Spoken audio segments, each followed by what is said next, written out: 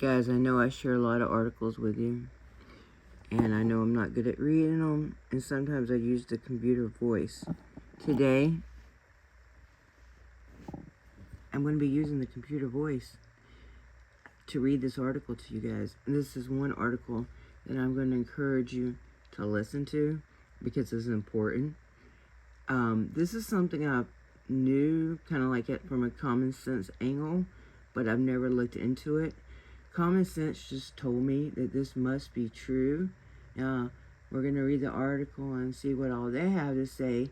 But common sense told me it has to cost more to remove children and to put them in foster families, then pay those people, and then pay for transportation to and from visits, and then pay for monitor visits, all this stuff. I knew that had to cost more than reuniting the family and trying to give family services to the whole family to keep them together. Okay. Reunification rarely happens. Rarely. That's usually never their goal. Their goal is usually to take the children and to never return them. Now, I know there's some parents out there that don't deserve their kids back. They're abusive. They should never have been parents to begin with. But there's so many good parents. There are so many parents that have been pulled into this. And when you read this article, it's going to explain a little bit about what part of the financial reason they're doing it. And so we're going to have the article read out loud, and then we're going to go from there. Okay, so here comes the article. The government spends 10 times more on foster care and adoption than reuniting families. Published by Talk Poverty. It sounds like a conspiracy theory. The United States government incentivizes foster care placements and forced adoption over social support and reunification with birth families. It seems unreal, possibly even illegal, and not at all like something a responsible government would do. Unfortunately, it's very real, and the root cause of many of the problems in child welfare cases. Some people do phrase it as a conspiracy theory, acknowledged Richard Wexler, Executive Director of the National Coalition for Child Protection Reform. When they say the government makes money on foster care, that's not true. On foster care they still lose money, but they lose less money than on reunification. And private agencies do make money on foster care in many cases. In the United States, child welfare agencies are tasked with ensuring the health and safety of the nation's children. Each agency receives a complex web of funding from federal, state, and local sources, leaving it accountable to a hodgepodge of authorities. Although these agencies are often referred to as Child Protective Services, and considered by many as a cohesive national program, state and local agencies are only linked by a loose set of federal guidelines that provide broad definitions for child maltreatment, along with the Adoption and Safe Families Act, ASFA. First enacted in 1997 under the Clinton administration, ASFA has undergone several rewrites, but its overarching purpose has remained steady: to ensure timely permanency planning for children. Part of the emphasis on permanency includes financial reimbursements for foster care programs, as well as adoption bounties, which are lump sums in the thousands paid to states for each child they successfully adopt out after a certain threshold. Get Talk Poverty in your inbox. This starts with the Federal Foster Care Program, Title IVE of the Social Security Act, which functions as an open-ended entitlement grant. There is no upper limit to the amount of funding that can be provided for eligible foster children each year. States receive reimbursements ranging from 50 cents to approximately 76 cents for each dollar spent on daily child care and supervision, administrative costs, training, recruitment, and data collection.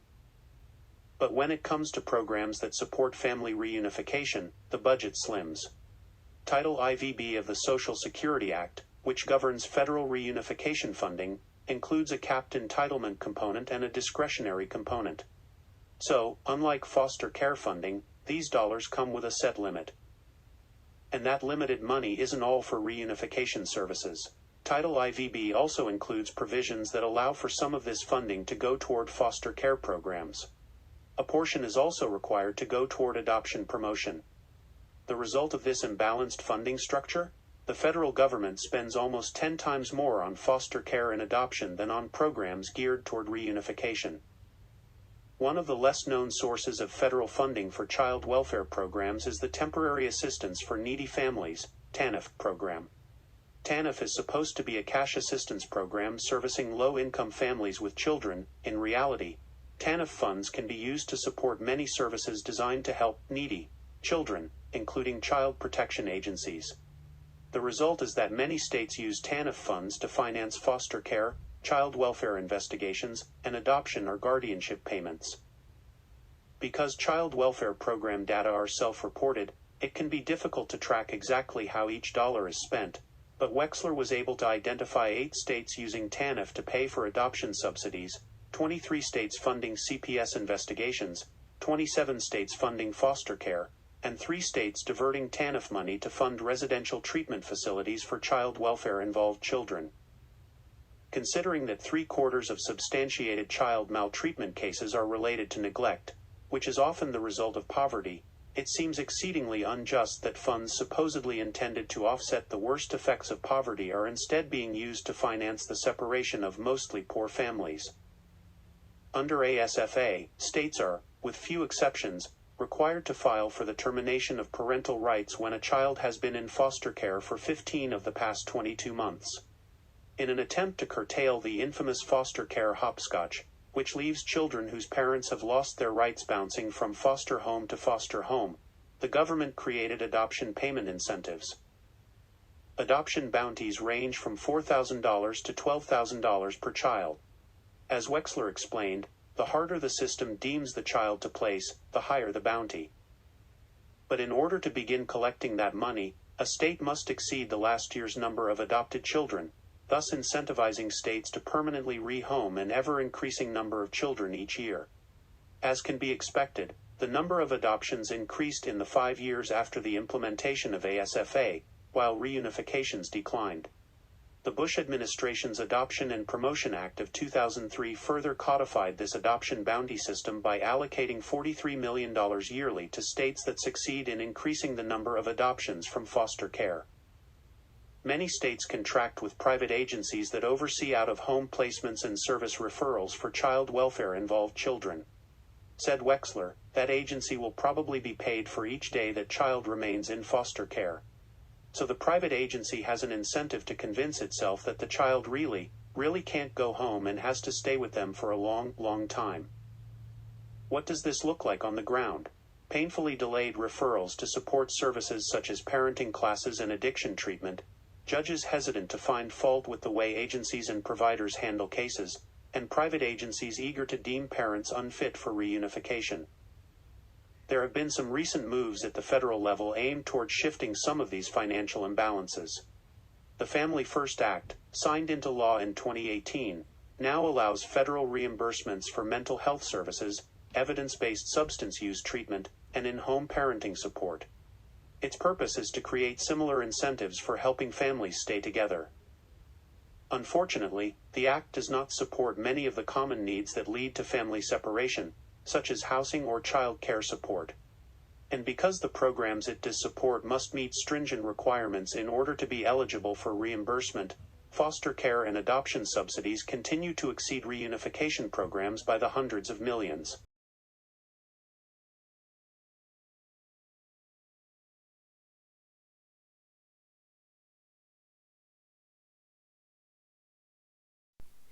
Okay, that's all of the article.